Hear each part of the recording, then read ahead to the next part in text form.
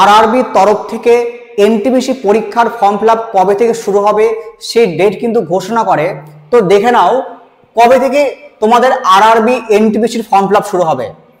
গতকাল তোমাদের আরআরবির তরফ থেকে এনটিপিসির একটি নোটিশ প্রকাশ করে।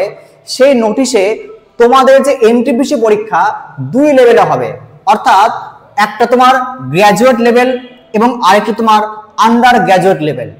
যাদের গ্র্যাজুয়েট লেভেল পরীক্ষা তাদের ফর্ম ফিল আপ শুরু হবে 21 অক্টোবর এবং এই ফর্ম ফিল আপ চলবে 20 নভেম্বর অবধি। ওকে, এবং মনে রাখবে যাদের আন্ডার গ্র্যাজুয়েট পরীক্ষা হবে তাদের ফর্ম ফিল আপ শুরু হবে 28 অক্টোবর থেকে এবং এই ফর্ম ফিল আপ চলবে 27 নভেম্বর অবধি। প্রত্যেকের বোঝা হলো জায়গাটা। আচ্ছা, এইবার আমরা দেখব গ্র্যাজুয়েট লেভেলে যে এনটিপিসি পরীক্ষা সেখানে শূন্য পদ আছে কত? 5800টি। তাই শূন্যপদ কত? 5800টি। এবং দেখো গ্র্যাজুয়েটের এজ লিমিট দেখো, এজ কত? 18 থেকে 36 বছর পর্যন্ত। অর্থাৎ যদি কেউ গ্র্যাজুয়েট হয়ে থাকে তবে 18 থেকে 36 বছর বয়সী প্রত্যেকে কিন্তু পরীক্ষা দিতে পারবে।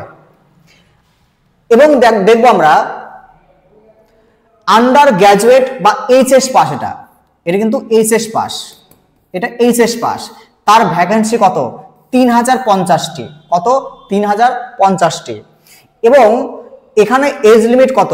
মনে রাখবে যারা এইচএস পাস করেছো এবং তাদের বয়স যদি 18 থেকে 33-এর মধ্যে হয় তারা প্রত্যেকে কিন্তু এই ফর্ম ফিল আপ করতে পারবে। ঠিক আছে, এরপর দেখো সিলেকশন প্রসেস। দেখো এই সিলেকশন প্রসেসে তোমাকে প্রথমে এক্সাম দিতে হবে সিবিটি 1। সিবিটি 1-এ যদি তুমি ক্র্যাক করো তাহলে তোমাকে বসতে হবে সিবিটি 2। সিবিটি 2 ক্র্যাক করার পর এরপর তোমাকে ভিন্ন ভিন্ন পোস্ট অনুযায়ী ডাকা হবে। অর্থাৎ কোনো কোনো পোস্টের জন্য সাইকো আছে, কোনো কোনো পোস্টের জন্য কম্পিউটার টেস্ট, অর্থাৎ এরপরে তোমার হবে স্কিল টেস্ট, এরপর ডকুমেন্ট ভেরিফিকেশন, তারপরে তোমার হবে মেডিকেল টেস্ট।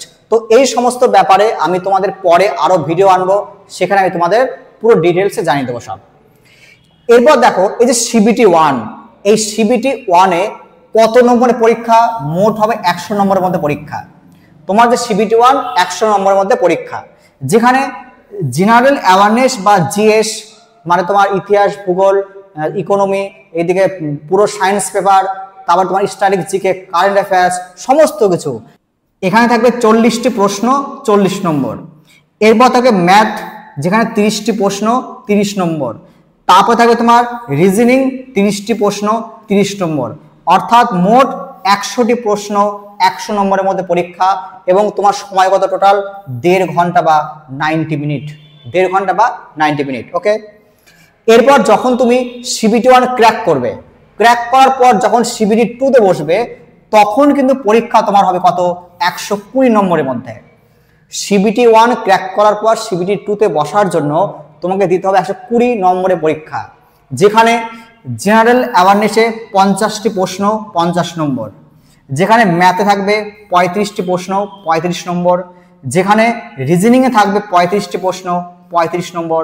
অর্থাৎ মোট 120টি প্রশ্ন, 120 নম্বরের পরীক্ষা। অর্থাৎ কত?